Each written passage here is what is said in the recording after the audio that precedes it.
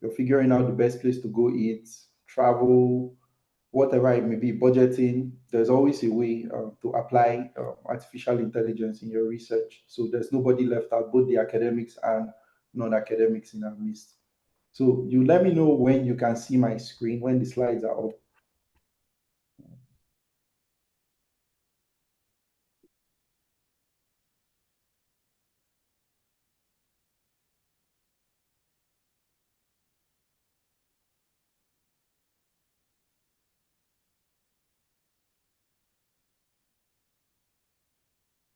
Let's give it a minute. I'm trying to refresh my browser. All right, cool. Can everyone see my screen? Okay, we started seeing your screen now. All right. You can go on full slideshow. Yeah, thank you. All right, all right. Cool. So AI for research, as the title states, not just research in academics. We can use AI for every other thing, we can apply it in every other aspect of our day-to-day lives, even though we would still double down on academic research. So nobody is left out in every walk of life.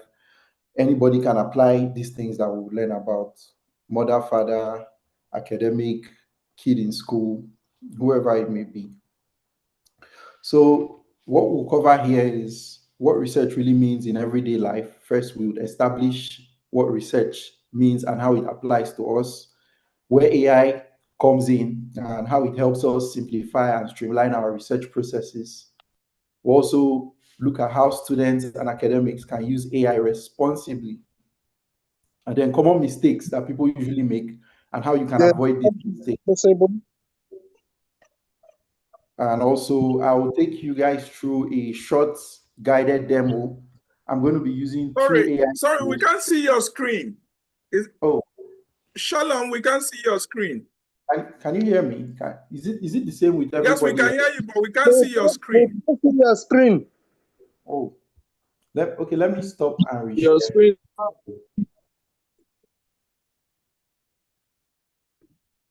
Let me stop and reshare. Yeah.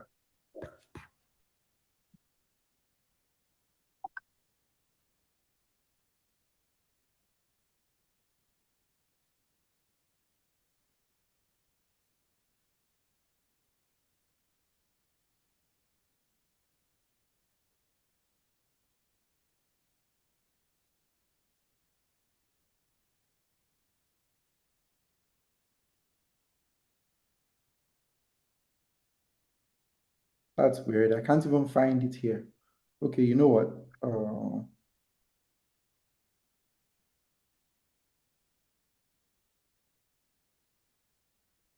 Yeah, just give him a minute. He's trying to Yeah, reshare. Yeah.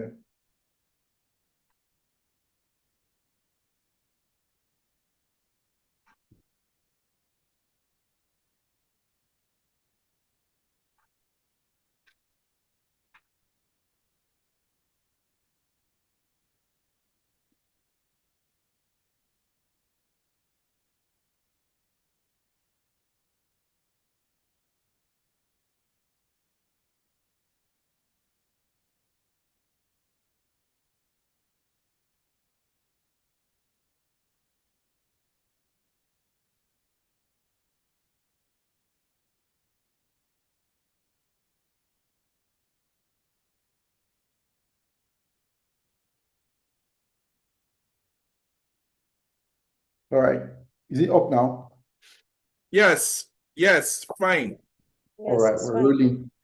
Okay, so as I was saying, what we'll cover today is what research means and how it applies to each and every single one of us in our day-to-day lives, where AI would come in and help us streamline our processes, how students and academics can use AI responsibly, common mistakes and how to avoid them. And of course, at the end, I'm going to be doing a guided demo session. I'm going to be using two AI tools. One of them is the popular and most used ChatGPT. And then the second one is not widely known, unfortunately, but it's very good and very effective. So please stick around. And one more thing I'm going to be doing at the end of this session is giving you a list of AI tools that you can use and you can explore on your own. So just confirm with me again if you're seeing my slide before I go to the next one. Yes, we are. Sir. Okay, cool. So we all do research already. As I said earlier, in our day-to-day life, doesn't necessarily have to be very complex um, academic work. Just comparing products. Say, for example, you send two tubs of of cream to, like, a picture of two tubs of cream, or a link. You upload a link to ChatGPT and say, what do you think about this product, or compare this product from this producer to this product, and then tell me the pros and cons of which one I'll get. Maybe you're looking up schools that you want to apply to, or you're trying out new recipes. I do that one a lot online. That's also research, knowing where to buy the ingredients, knowing what quantity of the ingredients to use, knowing when to use them, and just everything that has to do with that. Planning travel, budgets, also going for events, and also learning about new trends you find on social media, news, and also like using AI for business ideas. So now, the reason why research is very overwhelming today, first things first, too much information. We can all attest to this, that we are living in a time where there is so much information. In fact, way more information than the human mind can possibly comprehend throughout your, or capture and comprehend throughout your lifetime. I was seeing a video on YouTube the other day, and the guy was just analyzing the volume of content that is uploaded every single day to the platform, and how much it would take, and how you could never watch every single tutorial video out there in your lifetime. It's just not possible. Same thing as the research repositories like ResearchGates, the other science, the other ones, Google Scholar, and the others that you use. There's just so many papers. There's just so much information to skim through. Most times, especially when you're starting out writing, it's difficult. You don't know where to start. You don't know how to structure your work. Hopefully, at the end of this session, all of that will be behind us, and we'll start doing things the AI driven way. Second one is conflicting opinions and sources. You download the paper and you read it, and it's contradicting something which you spent hours already going through the previous day, and suddenly you're finding yourself in a tight spot. You don't know where to start, or you don't know which one to go with. It's hard to know what to trust. Every single day, there's new research. There's also new research upon research that has been done, and nullifying what has already been done and concluded. So it's difficult. And then there's also limited time and, unfortunately, attention span. The average attention span is getting more and more short, especially for people who spend most of their time on social media. And whether I want to agree with it or not, that's a lot more people, especially those, in fact, everybody who has access to some form of device these days is spending so much time on the internet, and that impacts um, your attention span when you sit down to do research work, whether you like it or not, or anything that just requires you sitting down and spending so much time skimming, going through things one by one. You begin to feel it. Also, complex topics are difficult to understand quickly.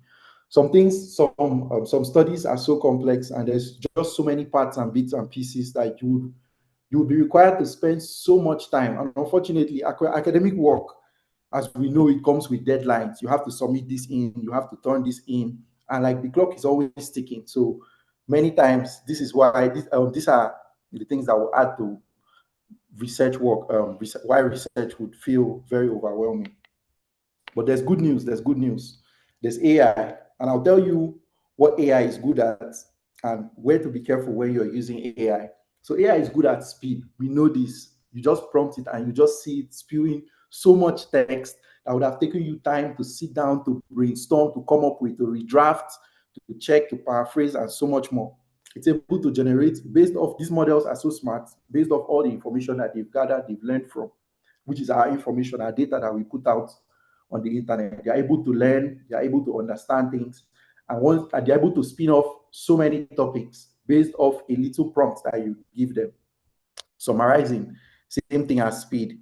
Organizing, being able to pick patterns in your work or other people's work and like categorize them. Also, brainstorming. If you have an idea, you throw it in there, it gives you a couple more, and you're able to refine it. And before you know it, you have something really good. Rewriting for clarity. That one is also very important, especially in academic work.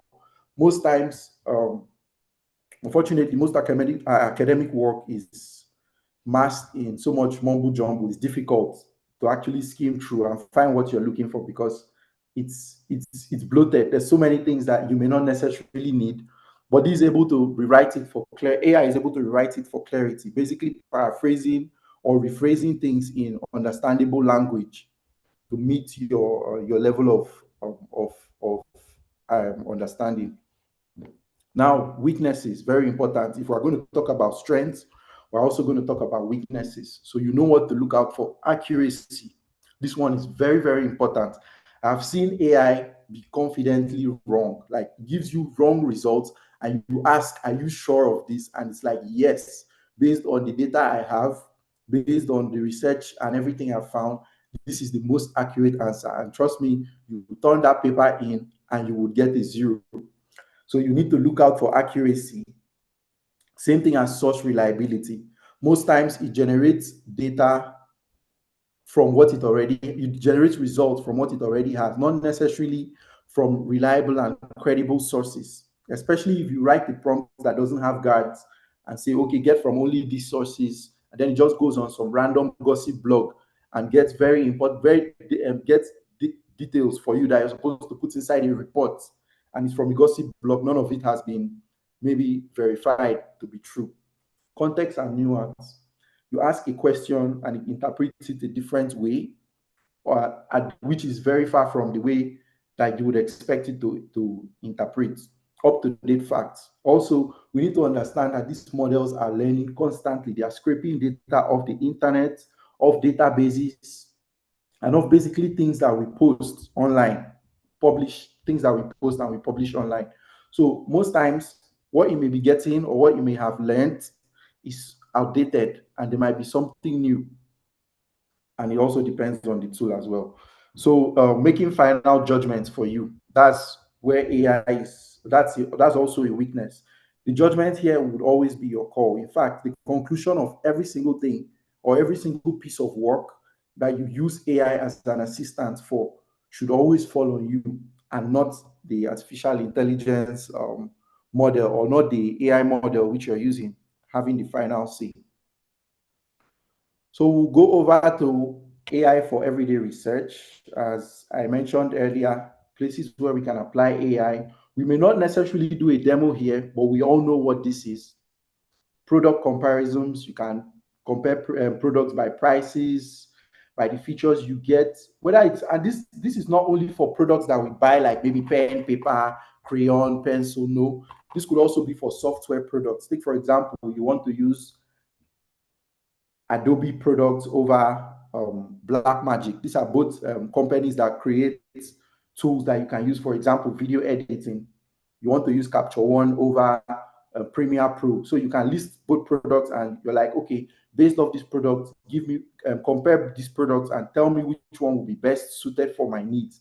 Tell it your needs. Maybe you're starting out as a videographer or you're an expert and you're having like a lot of clients and you have to push a lot of projects out at once. Gives you the comparison based on price, features, trade-offs, what you'll be gaining in one and losing in the other. And also use it for career and job search. Upload your CV against one of these AI platforms and ask it to verify and check your CV for any mistakes or anything that's going to put you below in the job market, and maybe help you paraphrase some things, change some things, tweak things here and there, and like get a better CV, learning a new topic quick. Just the same way in academic research, there's always so much, and it's difficult to grab everything at once. AI can streamline your learning process by giving you topics, by breaking things down into like modules that you can use to access and like learn things quickly. Travel, budget planning. I'll put this one here because I've used it a lot. News topic background summaries. For example, you see something trending on social media and you just need to quickly catch up and understand how it happened, how you can verify it, and like where the news is going, or maybe projections from it. You just upload it and then you write the prompt. Same thing as personal projects. I use AI for personal projects a lot. You're starting out the business, just write about the business and prompt and ask questions like a toddler, and you get results and you get a lot of answers.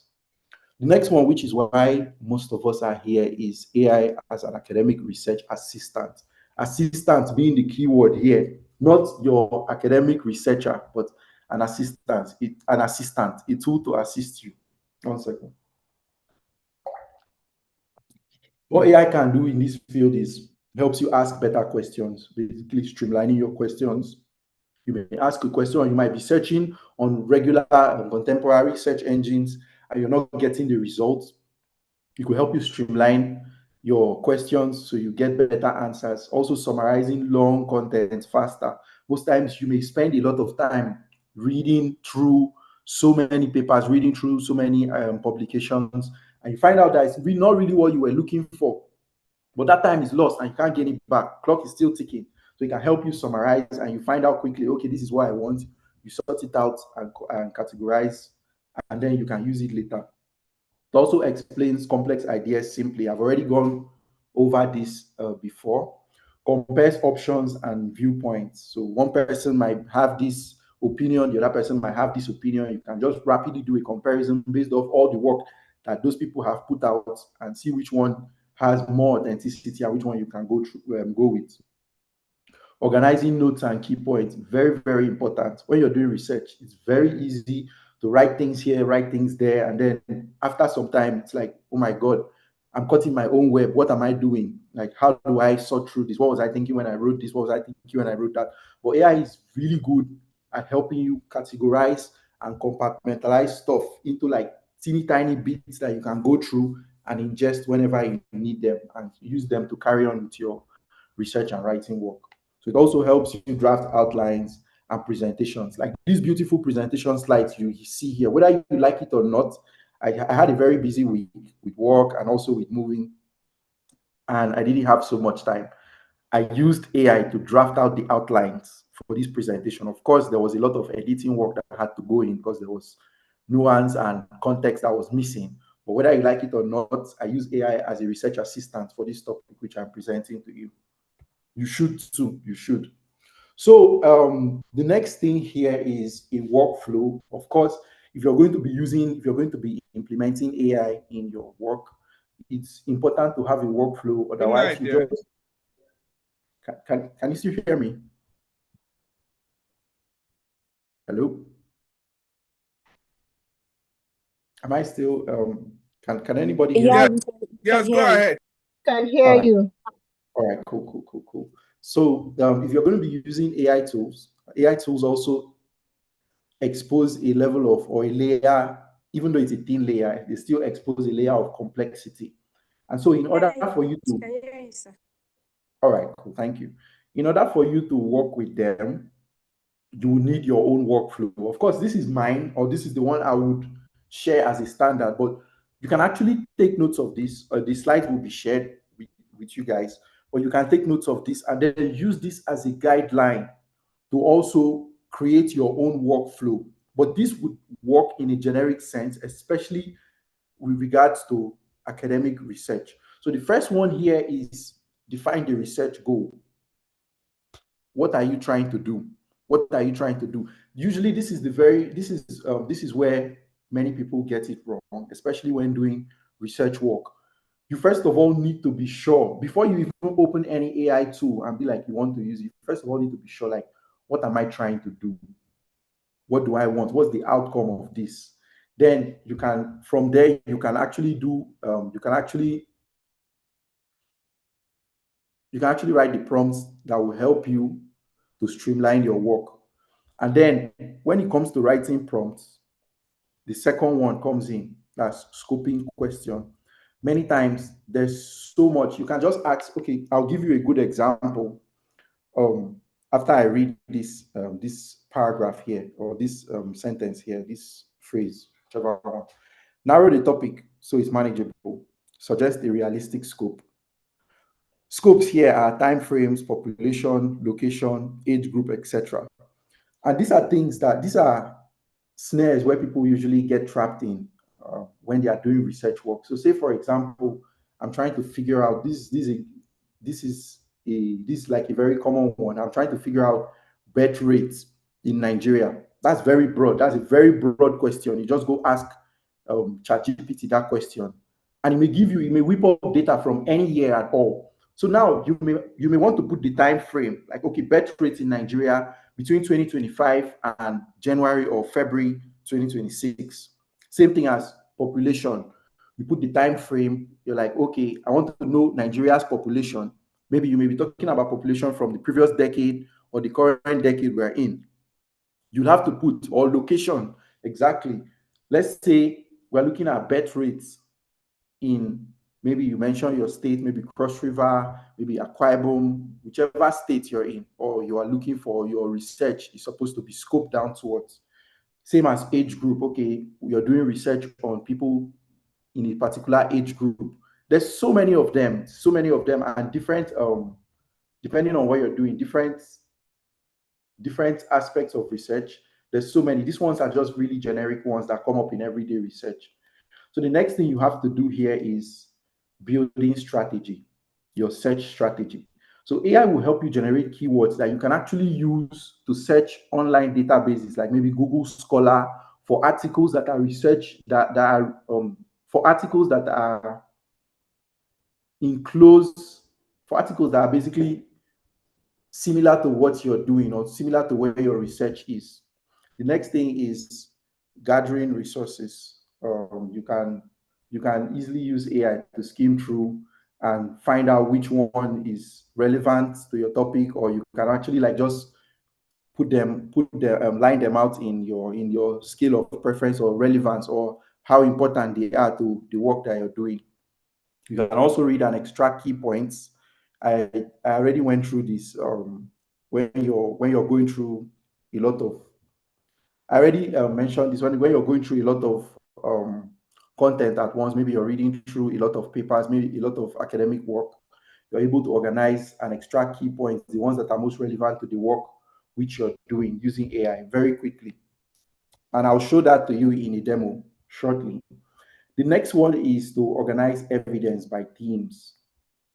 Group notes, if you're noticing that okay, this is something that happens maybe around a period of time, around a particular season, or it happens to a particular demographic group, or it happens in a particular region, you're able to quickly pinpoint those things. You're able to find themes in the work and organize them. Same thing as analysis, comparison, and questioning data. Basically, you can use AI for that. You can also draft your output.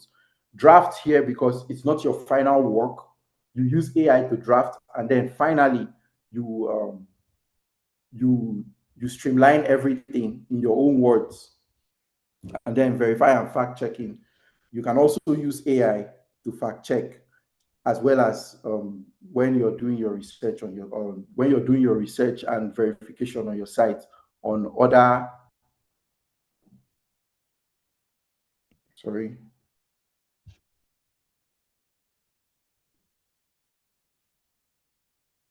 Sorry, I keep having a glitch on my screen, and it's actually very distracting. I just let me just take a few minutes and fix this so it stops popping up. A few seconds.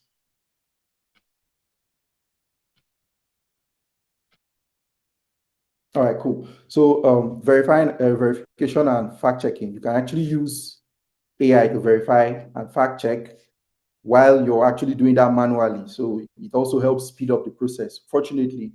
But when you're using AI to verify and do fact check, you still need to do it to an extent manually. You still need to follow the references, whichever referencing style AI gives you. You still need to follow through with the references and check and be sure that these papers actually contain what you claim they contain, and like the content that you've put in your work actually is the same as whatever research work you're referencing it from.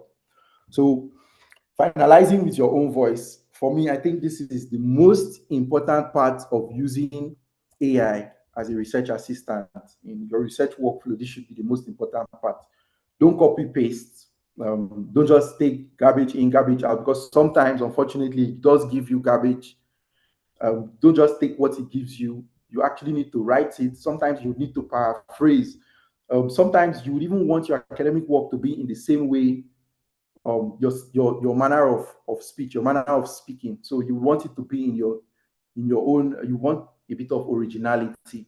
Let me just put it like that in your work, and not work that you can't stand in front of people to defend if they need arises, which we all know in academic, more often than not, you have to defend the work that you put out.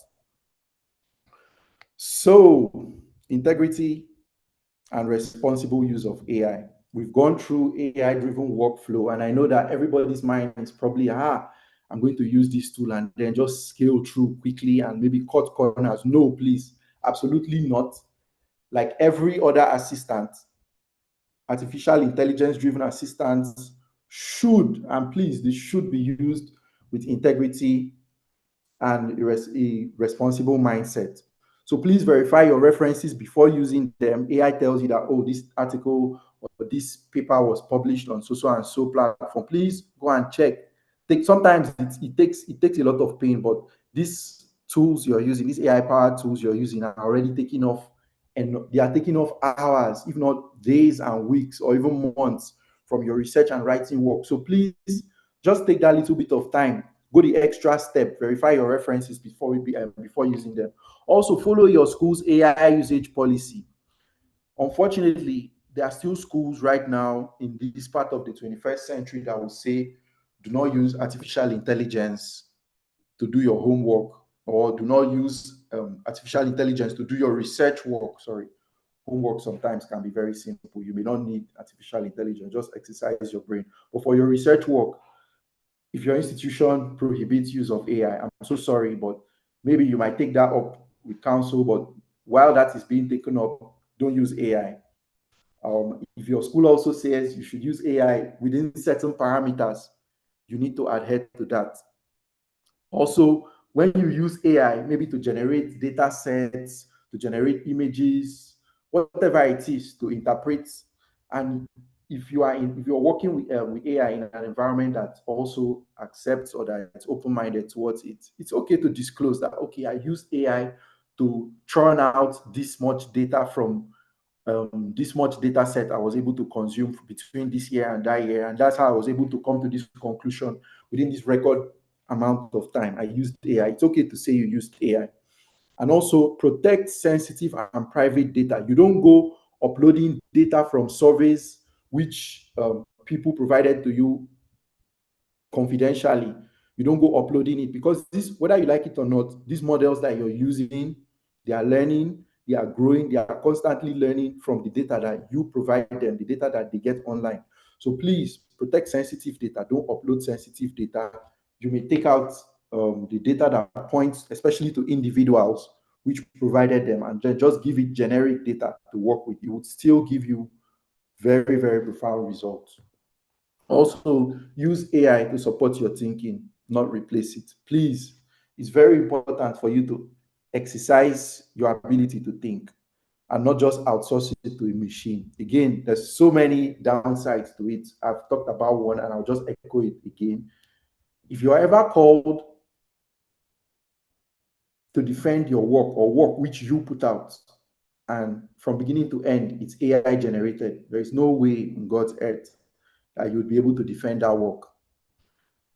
So use AI to support your thinking, should be an assistant and shouldn't replace you. So what AI should not do? AI should not invent references or citations. I know that sometimes students can be very, very mischievous. You're just so lazy to go and do the research, or so lazy to fact check or verify that this work was actually put out or done. You just prompt it like, hey, can you just generate or invent references or citation? Let me just quickly pad up and put this work so I can submit it before the deadline. Should not replace reading and source material. So if you prompt an AI and it gives you references, please go and check from the source material. Take your time, go through. You can even upload it again and ask it to summarize. Go through the source material one by one that is being used. AI should not write your entire paper for submission. You can use AI to paraphrase, You can use AI to cut out bloat, like when you're using more words than are necessary. You can use AI to even help you streamline your words so it makes better sense. But please, AI should not be used to write your entire paper for submission. I'll say it once again. If AI is used to write your paper for submission, what's the point of doing the research? What's the point of being in school? You might as well just leave the machines to it. And if you're ever called to stand in front of someone and defend your work, which is not really your work, you'll not be able to do it. So you should not use AI to make unsupported conclusions. What does an unsupported conclusion look like? You finish writing your work, or maybe the literature review. You have done your you've appended your data and like everything you've gotten. You've not done any form of analysis by your own. You're like, just give me any conclusion from this so that you can hurry up and submit. Usually these things happen deadline when the heat is on. Bypass your institution's AI policy. Please don't bypass your institution's AI policy. Always stay within parameters. In fact, if your institution has no AI policy, it's best, sometimes it will be in your best interest to ask, inquire, please, what do you think about AI? Ask the relevant authority, what do you think about AI? How can I use it in my everyday life? So that you stay within those parameters and you don't go put something in your work and be like, okay, I used this, or this model to generate this sample data set, or to analyze these data sets to justify the time or the record time in which you were able to analyze something and provide results, and then you end up having your paper nullified.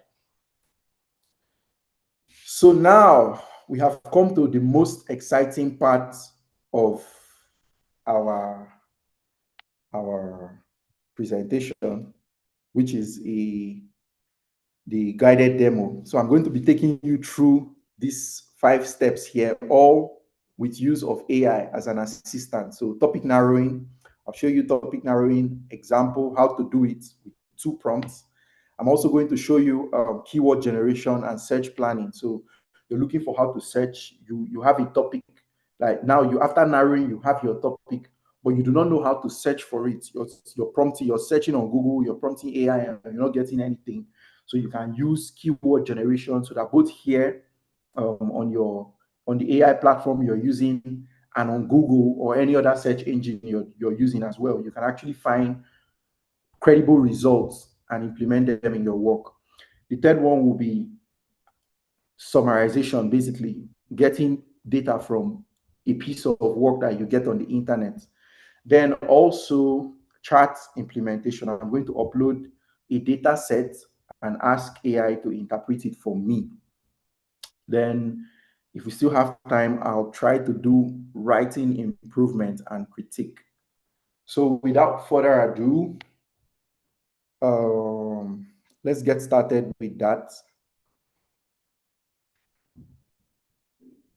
Give me a second. Okay. Hello, Yeah, Shalom. I'll stop sharing. Hello, Shalom. Yes, I can hear you. Yes. Okay. Before you go ahead, just give me 2 minutes. Let me share a poll and let's see what people think. Okay. All right. Cool. Yes. Yes, please. The floor is yours. Okay. And so that gives you a breather to take maybe a 1 minute break to take a cup of water. All right. So please, we shared some questions, and if you don't mind to fill it for us, that would be great. Very, very simple, straightforward, just to understand the kind of audience and what it looks like in terms of some questions around the AI space. Okay.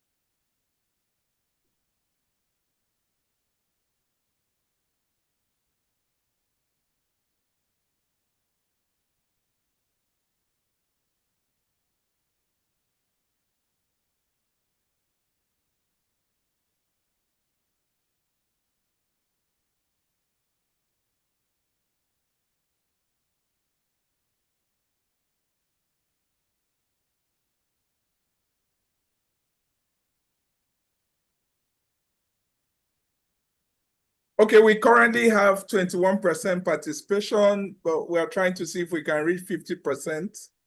And I think with that, 25%. Okay. Oh, great.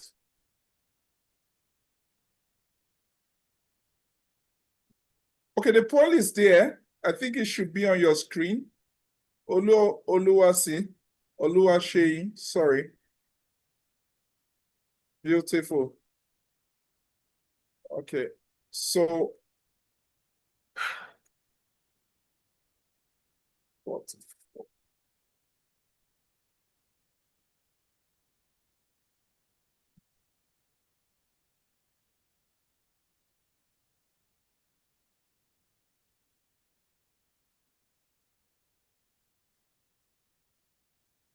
Yeah. Okay.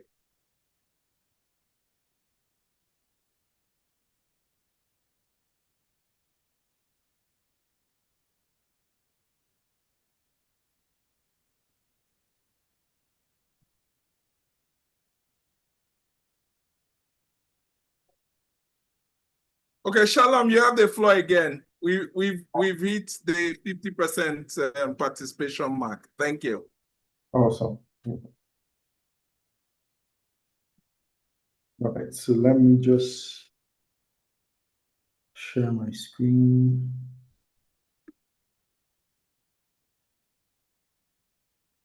Yeah. Okay.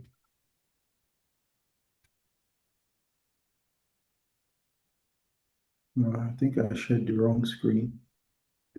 There's three of them sitting in front of me. Which one are we on now?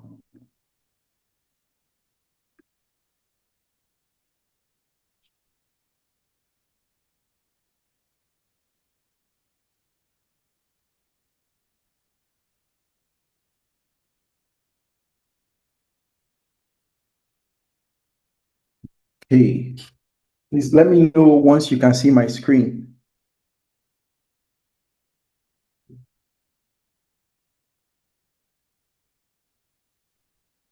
Yes, it's visible. Yes, we can. All right, cool. So the first exercise that we're going to go with here is topic narrowing. So I have a topic in mind, the impact of social media on students. Well, it's very broad, and I want something out of it. I want particularly something I can finish up within a very short time frame. Let's imagine maybe 4 to 6 weeks, maybe 8 weeks at most. You need to do your research and then come up with a paper. So let's start with topic narrowing. And for this exercise, I'm going to be using ChatGPT. So the prompt I'm going to go with here is help me narrow this topic into 5 possible academic research questions. 5 possible academic research questions because you want a range that you can actually pick from. When you prompt AI and like just ask it for a blank answer, it will give you what it feels is best, which in most cases might be good, might be okay, but not necessarily what is the best. You have more context, you understand more of what is required. It's your own project. So for this prompt, I'm going to go with help me narrow this topic into 5 possible academic research questions. And what topic is that? We leave the topic here. For this demo, by the way, I'm using ChatGPT. The topic is impact of social media on students. Make them suitable, and now you add whether it's postgraduate or undergraduate. Make them suitable for, I'm going with undergraduate in this one, graduate project for an undergraduate project. All right. So let's give it this prompt and see what it comes up with. For those of you who are not I know that so many of you will be already conversant with AI power tools, but for anybody who is seeing this for the first time, trust me, it is what you're actually seeing. You write an idea into a machine, and based off its learning and thinking capabilities, it gives you results, just the same way a well-informed person would give you, but only faster. So here we have the response. I forget about all of this. Here are 5 solid undergraduate level research question options you could use. You see, how does time spent on social media affect the academic performance of undergraduate students? What is the relationship between social media and study habits among university students? You see, very important, very relevant questions being asked. How does social media distract during study time or distraction during study time influence students' concentration and learning outcomes? What impact does social media have on the mental well-being of students and their academic engagement? How do students use social media for academic purposes? And this use improve their learning experience? So you see that what we're getting here is what will typically take you hours of brainstorming to come up with questions like this that are relevant, and not just relevant to the area which you want to do your research in, also stay within the parameters of being suitable for undergraduate projects. And in no time, you've gotten all of that. And just some bonus here, it's like if you want, I could help you turn any of this into a full project topic title, objectives, hypothesis, and a simple questionnaire outline. Please and please, it's very easy to fall into the trap right now and just ask AI, yes, please, sure, right, right, right, right, right. And then you forget that you have a plan. Remember, we'll still share the slides. I shared a workflow that you could use. After you ask the question, you streamline, and then you can work with what you have. Of course, we're not going to go through each and every single one of those steps right now. We're not going to do full project on this call, but this is a good starting point. And you need to know what you want, and you need to be aware that for each of these one, two, three, four options it has presented you with here at the bottom, saying it will give you a full project topic title, objectives, whip up hypothesis, and also simple questionnaire outline for you. You need to be in charge. Whatever it gives you, you need to make sure that you put it. Don't forget that you're working towards a goal. You put it how you would want it.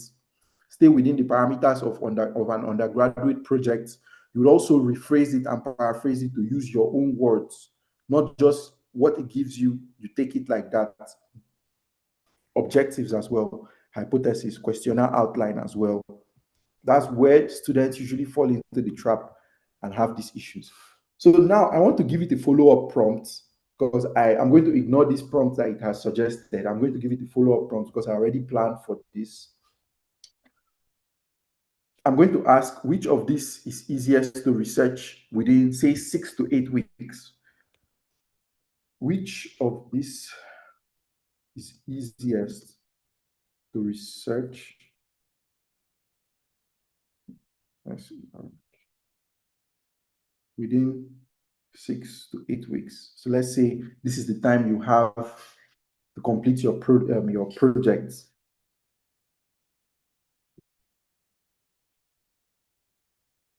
Let's see the response. Number 5, how do students use social media for academic purposes? And does this use improve their learning experience? And it doesn't just give you the answer, number 5. It also tells you why this one is the easiest and what is close to it. So you see, without even going far, you see how AI is that fully informed senior colleague slash research assistant at your fingertips, and you're able to know which project topic you could go with, and you're able to know the amount of workload that is involved based off the time that you have.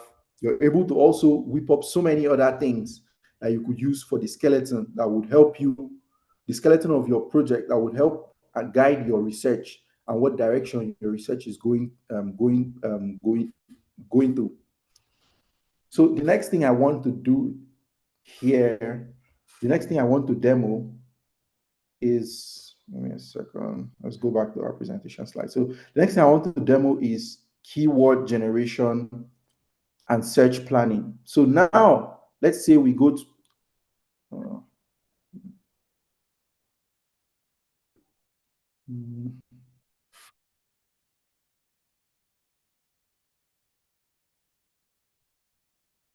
now let's say we go with topic number 5.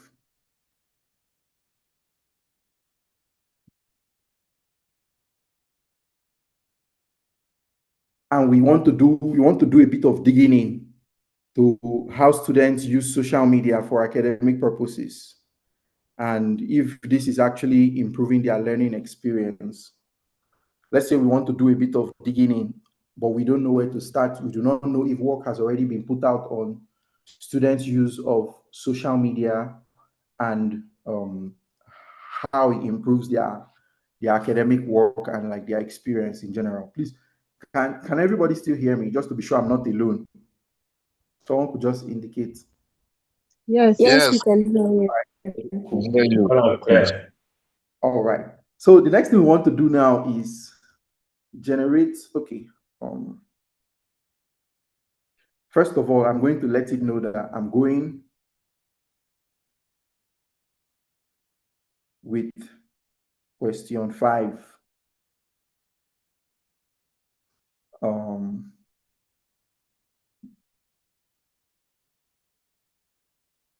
I'm trying to do a bit of research and gather resources to start maybe my literature review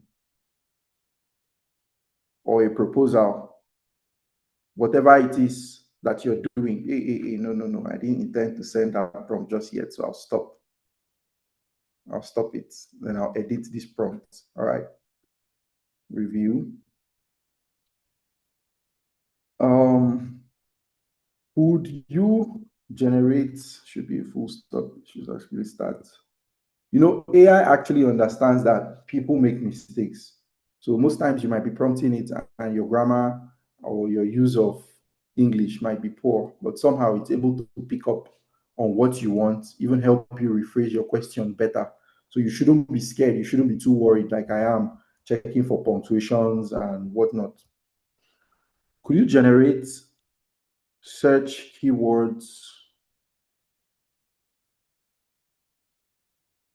I could use to pull out a few papers on this?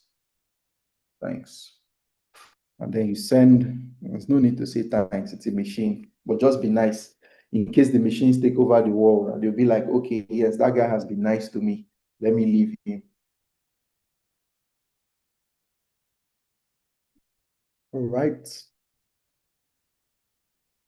See, it comes up with keywords that you can use to search. It's like, try these keywords on Google Scholar. It also gives you where you could search for articles or publications. It's like Google Scholar, Gestor, Scopus, ResearchGate, or maybe your school library database. And it's like social media use and students and academic purposes, social media and learning experience and university students. It's like, this is really amazing. This helps you streamline instead of going through a cloud of information and not knowing which one to pick from, or not even knowing if you're searching right.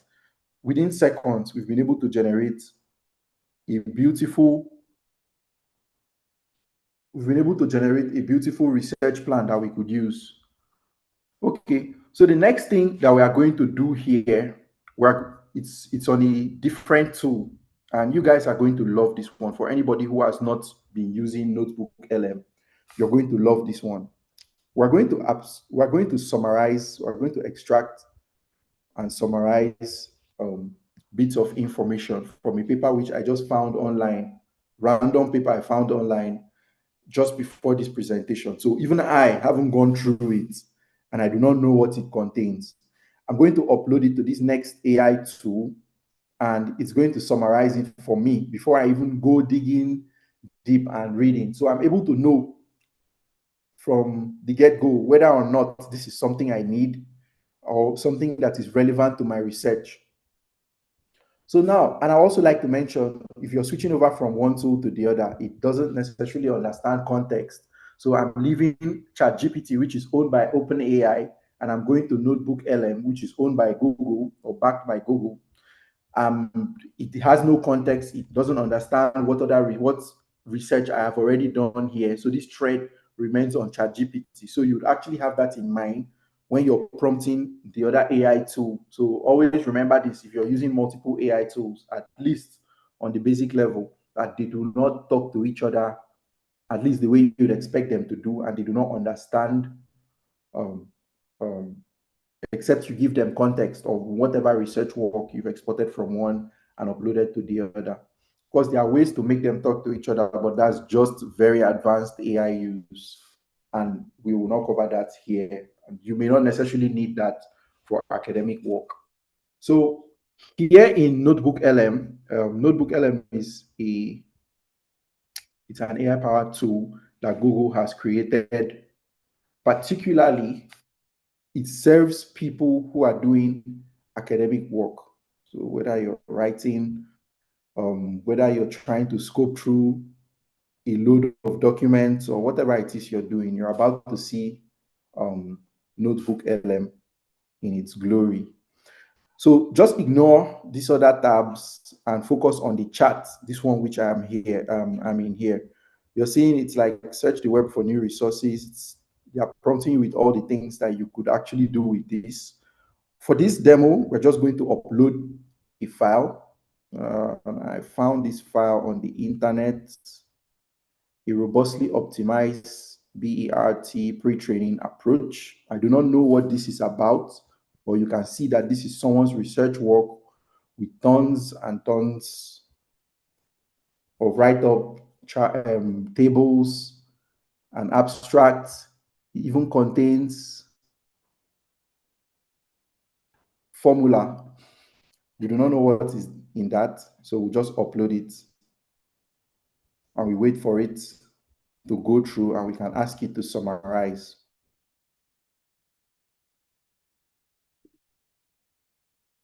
So it's still loading up.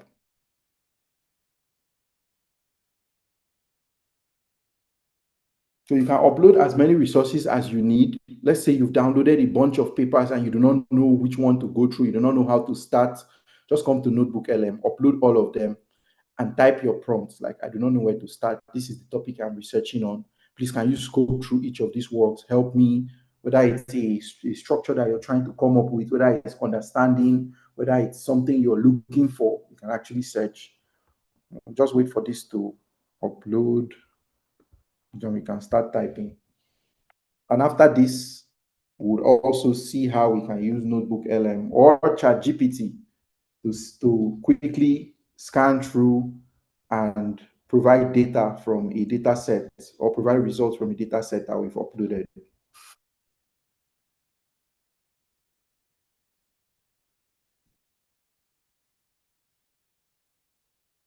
Taking a while. I guess it's probably doing okay. Yeah. Okay. Our upload has worked. Good. Now you see, these things are built with good user experience in mind. So in case you're confused, it's already helping you. There's three starters here. It's like, how did these training modifications improve the BRT model? What impact does increasing? It's like questions you could ask. So we're not going for any of those. We do not know what we've uploaded. We are new to this, and we're like, help me summarize this paper. Explain it like I am a 10, 10 is a bit too small, maybe 15-year-old. 10 is a bit too young to be going through such. It's like beginning to summarize the paper.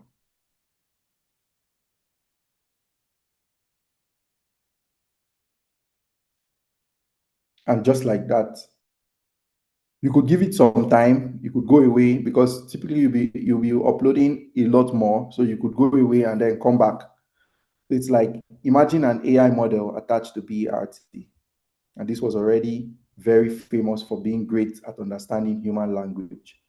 So basically, when you go through this, you would understand that this paper is about an AI model and how it was trained with massive amounts of data. It was given longer training and bigger study groups, dynamic masking, focusing, right lessons.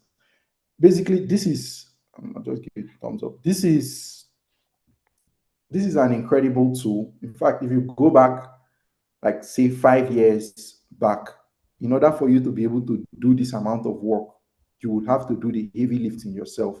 But today, there's so many tools that you can use to assist as assistive technology, not necessarily doing all of the work and you just fold your hands and then copy paste.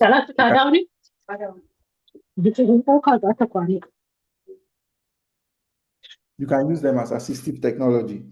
So the very next thing I want to do, still using Notebook LM, I want to upload a CSV file, which again I downloaded from a free dataset repository, and then ask it or prompt it to explain the data or to make sense of the data in that data set. So for that, I'll come out and then I'll create a new notebook and of course go through the same, focusing on the chat, just upload your file. So this is actually injury statistics, work-related claims for the year 2018, if I'm not mistaken. I'll upload this.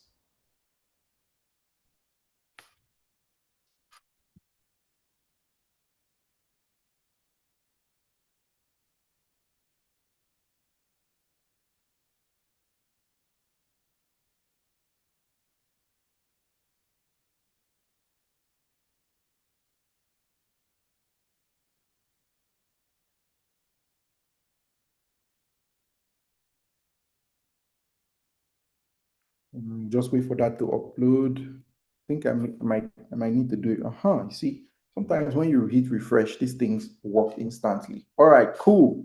So it's already letting us know that this data set provides a comprehensive statistical record of work-related injury claims spanning the years 2002. Oh, cool. I never knew that from just looking at it to 2018. You see, the information is categorized by demographic factors such as sex and age group, as well as geographic regions. Nice. So you know what to search for now from reading this. Um, can you list all the regions in the file, helping you sort through and quickly extracting data, showing you all the regions? You see, Northland, Auckland, Wikiato, Bay of Plenty, basically listing everywhere that was highlighted in the data sets that you've uploaded. That's cool. So let's also check occupational roles. List occupational roles.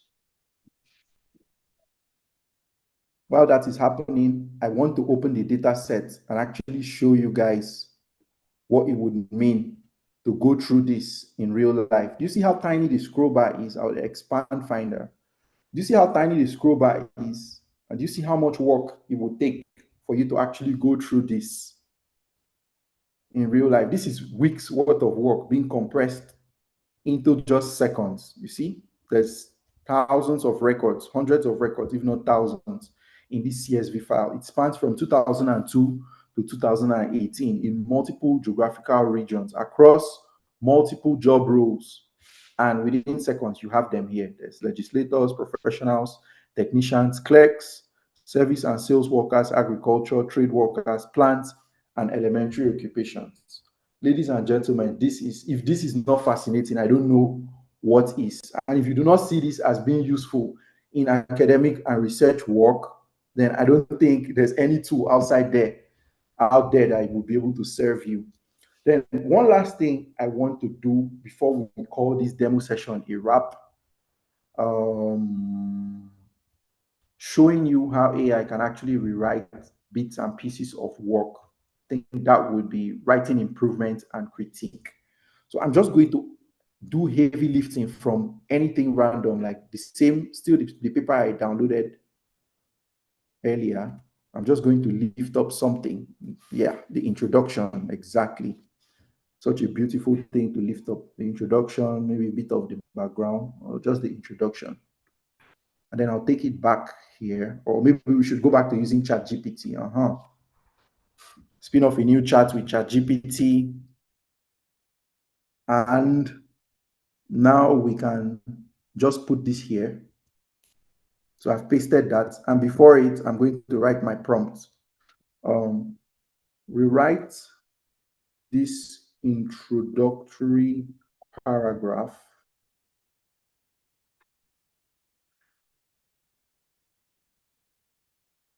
See, we're doing it for clarity.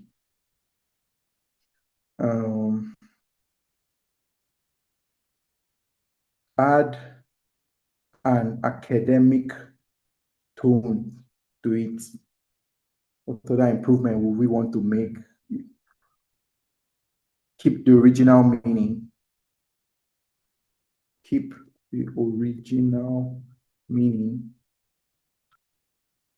Then explain what you changed. Very important to keep track of your work, because as your work keeps growing, especially your research work, you keep writing, documenting your findings and whatnot. It's very important to know what changed and how it changed, just in case, which we all know more often than not, at some point you would have to defend work, your hard work that you've put out. It's very important to keep track of what changed. So say I'm pasting this piece of work that I have done, even though I haven't done this, I took this from off someone's work. We want to rewrite this. We've given it the tone, an academic tone, and we want to keep the original meaning, basically all the context, all the explanations and whatnot. And we also want to know what changed, so that if the AI has made a mistake, we can go back and undo the changes real quick. Let's share this and see what it comes up with.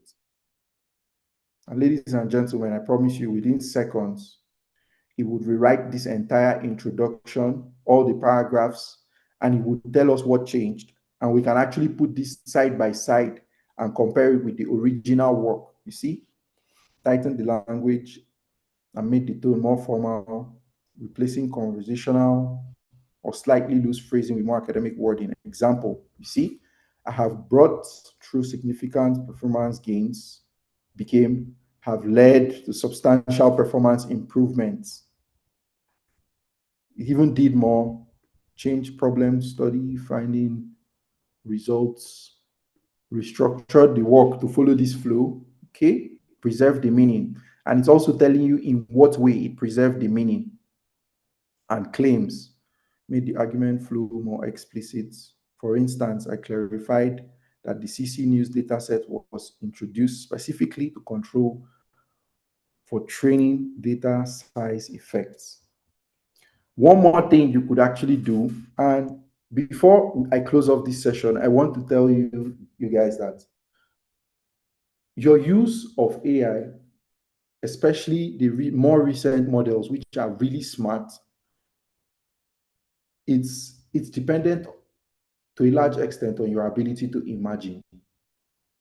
It's like two people may have the exact same AI power tools like ChatGPT, the same ChatGPT model, the same ChatGPT 5.2 thinking model that you have is the same another person has, but their level of work, their workflow, and their output would be different. So it's very important that you know to stretch the capability of this tool while, of course, following the guidelines of research and your institution, and not breaking any of them, not breaking any of the rules, but also stretch it, ask it to do things, try out things, test out new things. Something else I want to do here, which most people may not do, is say, for example, this has given me the new introduction now. I copy this introduction and I paste it here again. And I give it another prompt. Let's do this at the beginning of the introduction. reduce wordiness by 20%. Show me the words and phrases you took off. So your ability to use AI to refine your work, your research work, and the final output is dependent on how much you're able to imagine. So one way I would suggest to help you is imagine AI as a machine which has the capabilities of a research assistant. So say you're working with somebody and they are helping you, they are your research assistant. They are very well informed, they are very smart, they've been in this field for years, because whether you like it or not, this has consumed data from years before many of us were even born. And so it's really smart, understands a lot of context. Imagine it as that. And when you're prompting, also prompt it with that in mind. And you see, it has done that for us. It has shown the words it has removed, and it has done 20% of like word shaving, taking out words like had led to and or phrases like had led to and replacing it with to with have produced or across a range of to just across. So you see this and much more. AI is capable of doing this and much more. And even though we are not going to be able to go through every single one of them, every single AI tool out there. The resource which we've put together would actually guide you to do that. But I would also encourage that in your spare time, you actually go through, do your own research on what AI tools are available, how you can use them, not just for research, not just for academic work, but in your day-to-day life. There's that saying where most people are scared that AI will actually come and take their jobs. But there's that saying that AI will not take your job, but someone who uses AI most likely would. So don't go away from this demo session just with ChatGPT and Notebook LM and knowing how to type and prompt and maybe upload things, just copy paste. No, you have to explore, you have to do the groundwork yourself, and it would help you to be more proficient and keep you ahead, give you competitive advantage or advantage in whatever field, whatever area that you're in. Thank you. So key All right. takeaways, key takeaways from this before I quickly wrap up. AI can make research faster and clearer. We've seen that. We've done hours, if not days or weeks of work just on a demo.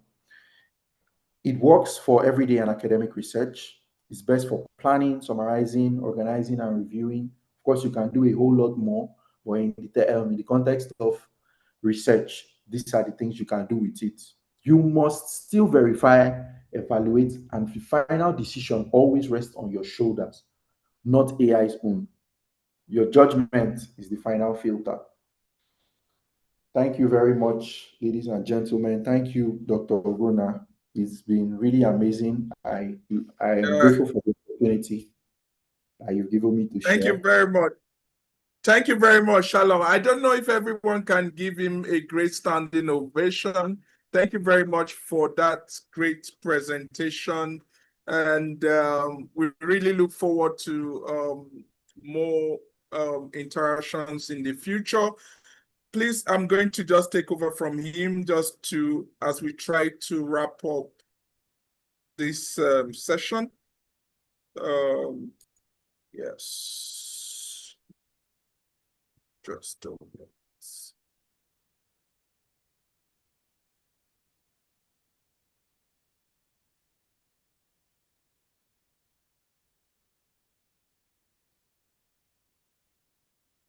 Thank you very much, Shalom, for that great presentation. It was just quite informative.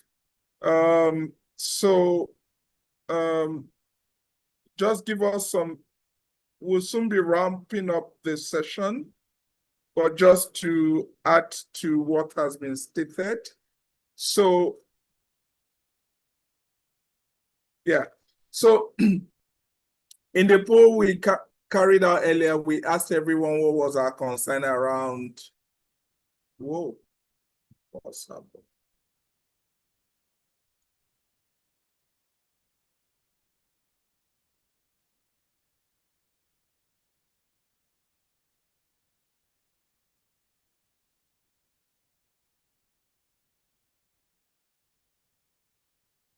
Oh. Sorry, just give me a minute.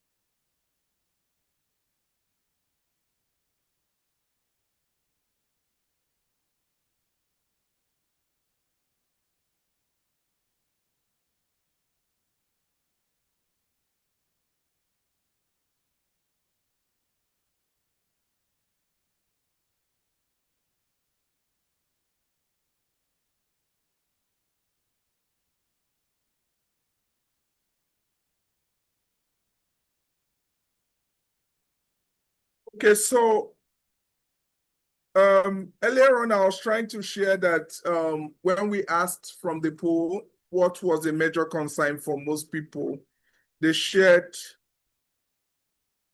some concerns which bordered around, I don't know, still bouncing my, okay. Okay, so maybe I need to share without,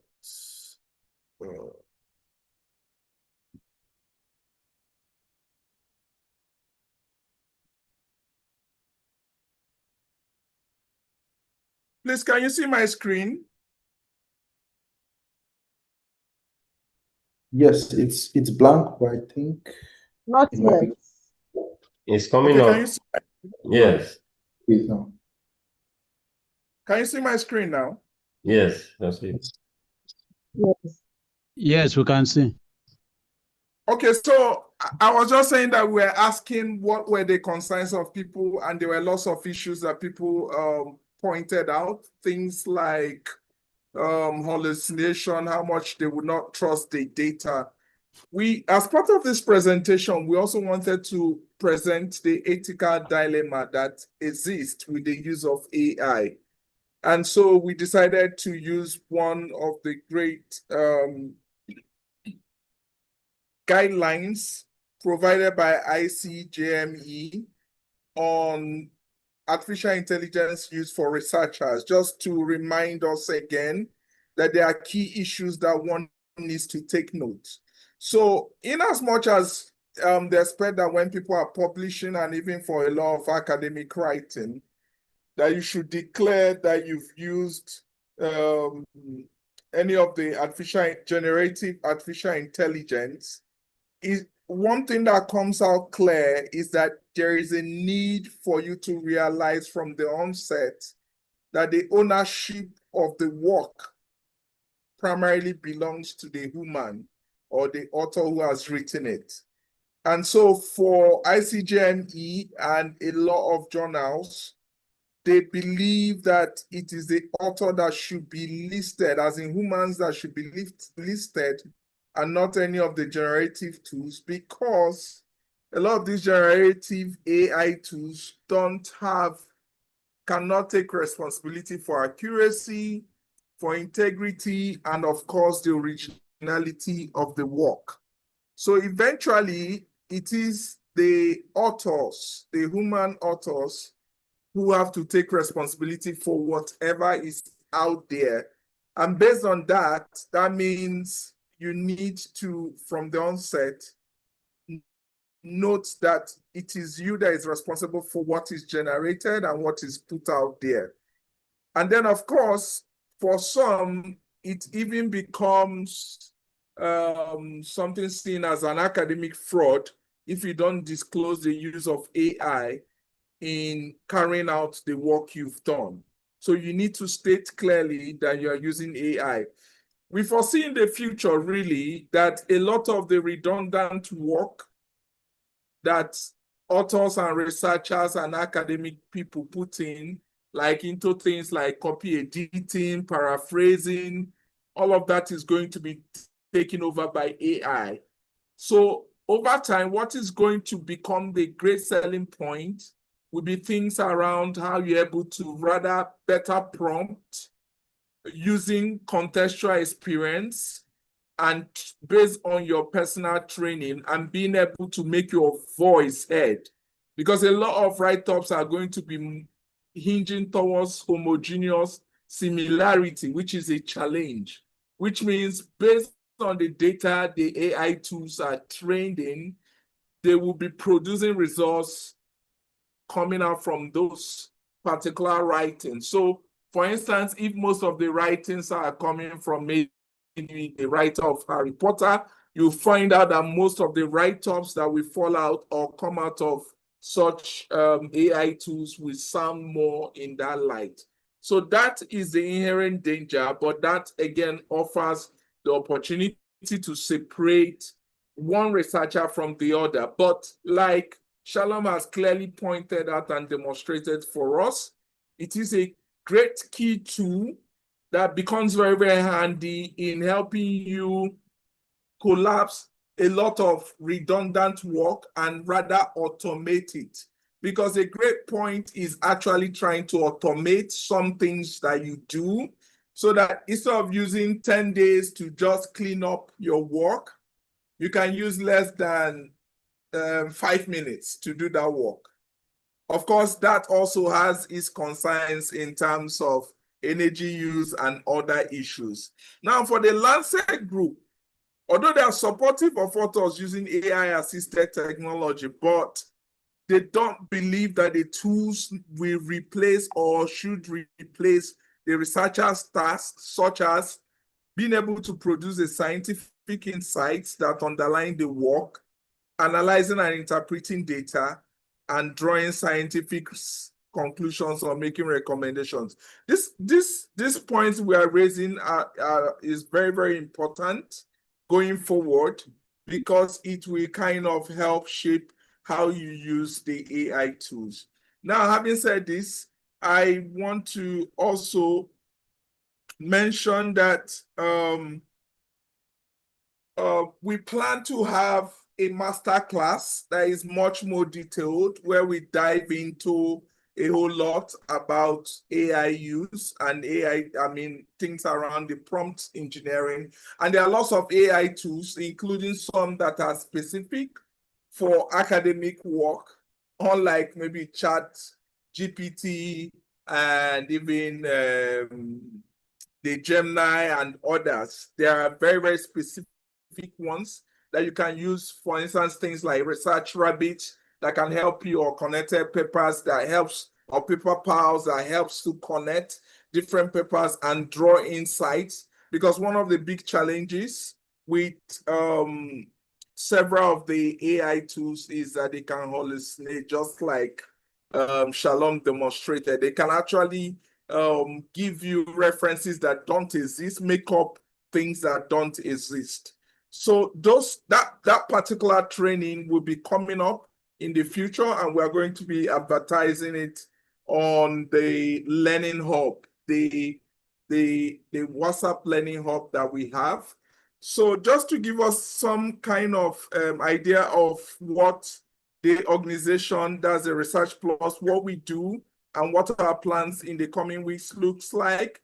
And then also to tell you that there are some documented materials that Shalom had also created that will help you, some recommended AI tools, generative AI tools.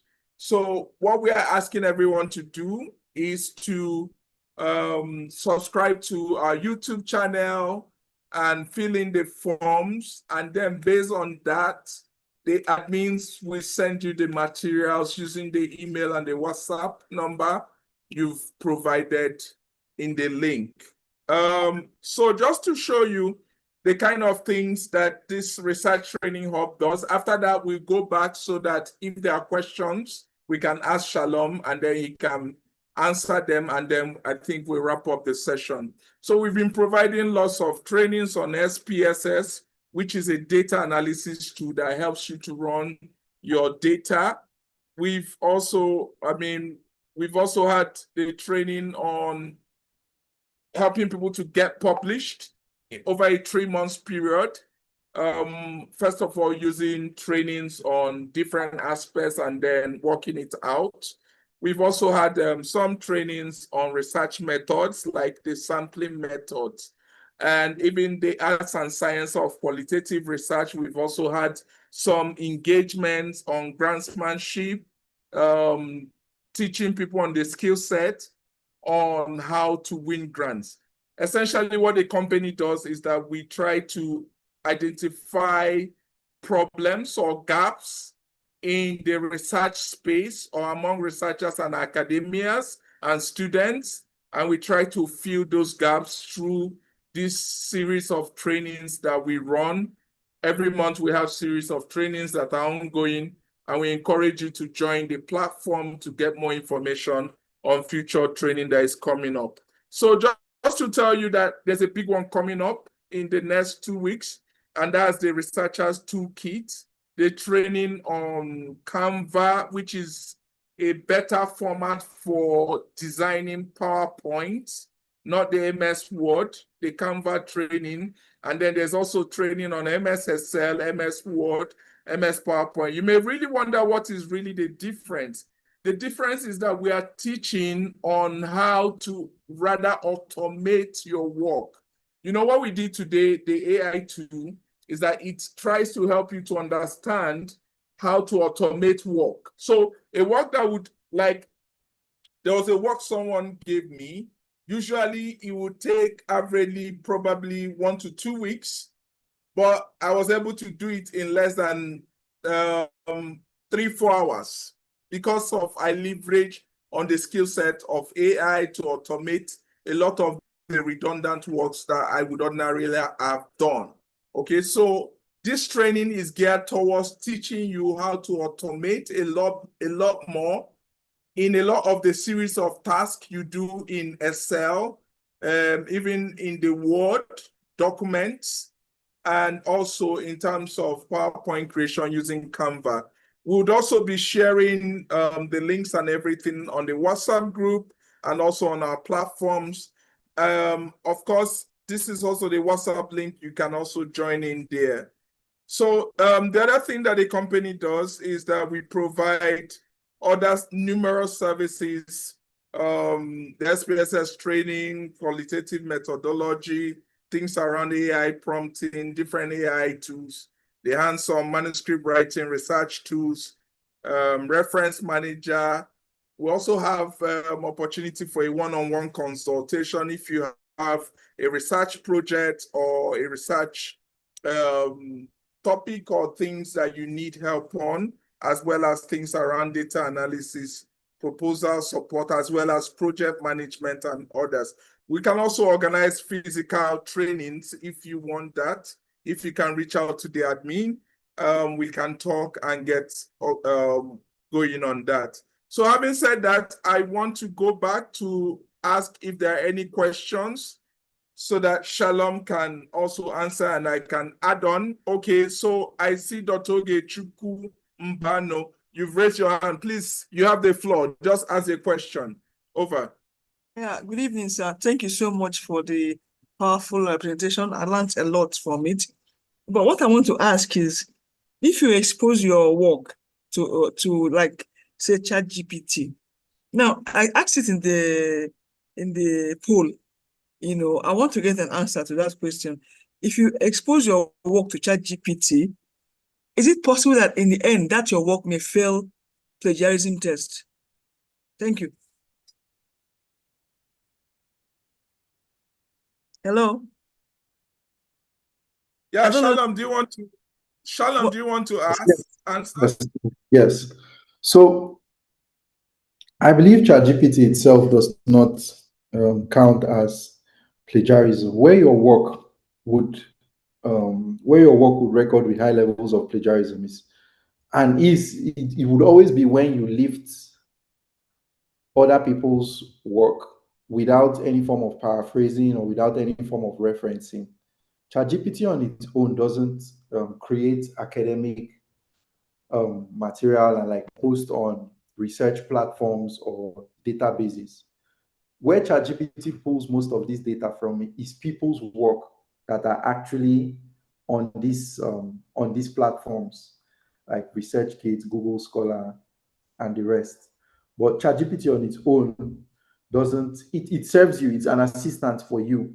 But what it wouldn't do is go and publish its own work. You're never going to see a material where maybe you go to, or maybe maybe at some point in the future, we never know because these things are moving really fast. But as of today, you're not going to go on ResearchGate and download an abstract or download a paper and you see there the author of this was ChatGPT. No. And I believe this is where this plagiarism check tools actually go through. They go through other people's work or databases of other people's work, and they match it against yours. They match the word count, the sentences, and the phrases. Have you written what someone else has written without changing anything, without referencing them?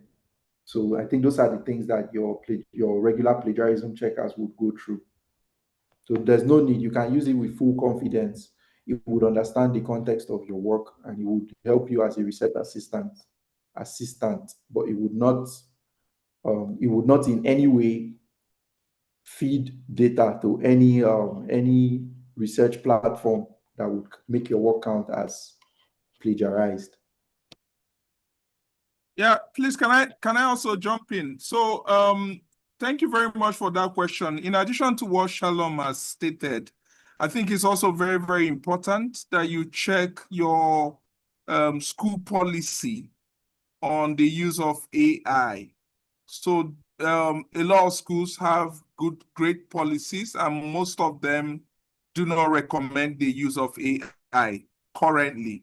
In fact, for some that recommend, what they ask for is your prompts and not even the output. That's what they use in measuring, like some international schools. So they try to use your prompts in knowing exactly what you've done.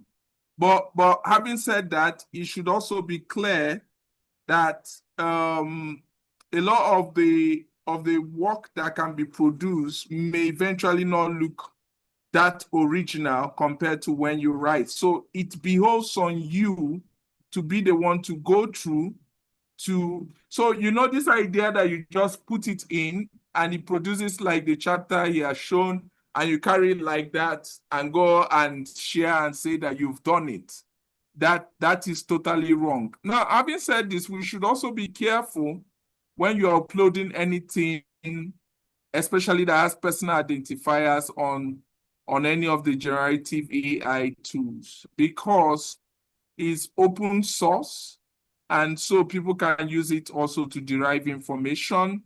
And of course, this also applies heavily, especially for people that are dealing with human data, because all the things you're also putting up there, especially when it is not a school subscribed type of generative AI, they can actually use it in improving the models, just for you to note. Thank you.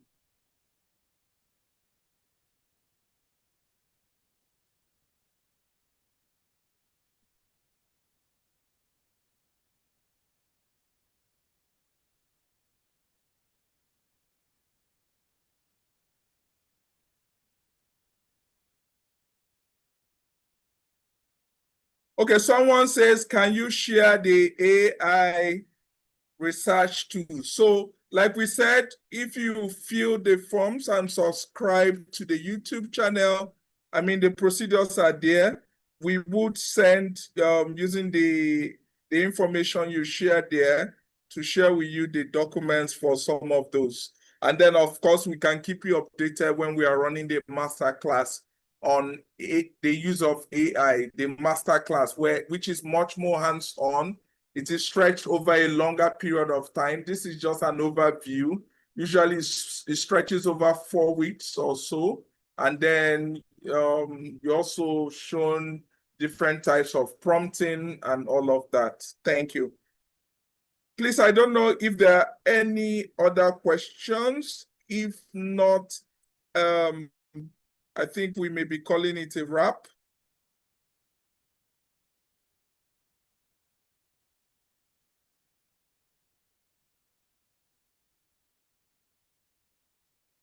Okay.